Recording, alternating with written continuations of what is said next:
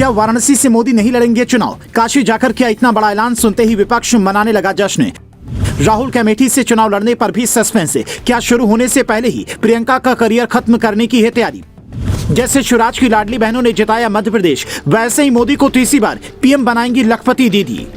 उधर कांग्रेस प्रियंका गांधी को वाराणसी से चुनाव लड़ाने की तैयारी में थी। इधर पीएम मोदी ने बड़ा ऐलान कर दिया। प्रियंका मोदी को चुनौती देने वाली थी, लेकिन मोदी ने एक ऐसी चुनौती सामने रख दी है जिससे पार नहीं पाया तो प्रियंका का करियर शुरू होने से पहले ही खत्म हो जाएगा। वो प्लानिंग क्या है और कैसे मोदी ने एक बयान से सियासत को सेट कर दिया है, उसे समझने के लिए आपको पीएम मोदी के इस बयान के मायने समझने होंगे। पीएम मोदी काशी में विकासशील संकल्प यात्रा से जुड़े कार्यक्रम में महिलाओं से बातचीत कर रहे थे। उसी दौरान एक महिला चंदा देवी से पीएम मोदी ने पूछा, पीएम मोदी कभी चुनाव लड़ा है क्या? चंदा देवी, नहीं, हमने कभी चुनाव नहीं लड़ा। पीएम मोदी, क्या आप आगे चुनाव लड़ना चाहोगी? चंदा देवी, नहीं, हम चुनाव नहीं लड़ना चाहते, आपसे इंस्पायर होते हैं।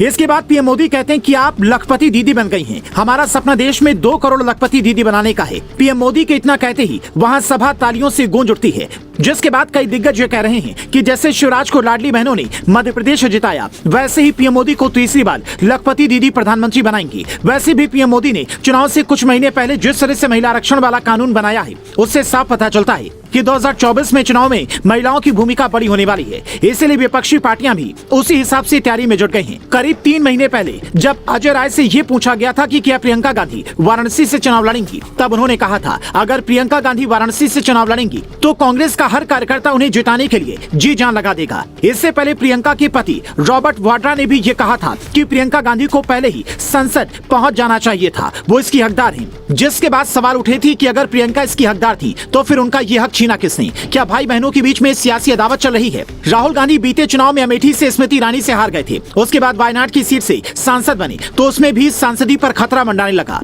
इसलिए इस बार सवाल उठ रहा है कि राहुल क्या अमेठी से इस बार फिर चुनाव लड़ने की हिम्मत करेंगे या फिर जैसे पीएम मोदी साउथ का रुख करने वाले हैं, ठीक वैसे ही राहुल भी साउथ की ही किसी सीट से चुनाव लड़ेंगे ताकि जीत की गारंटी पक्की हो।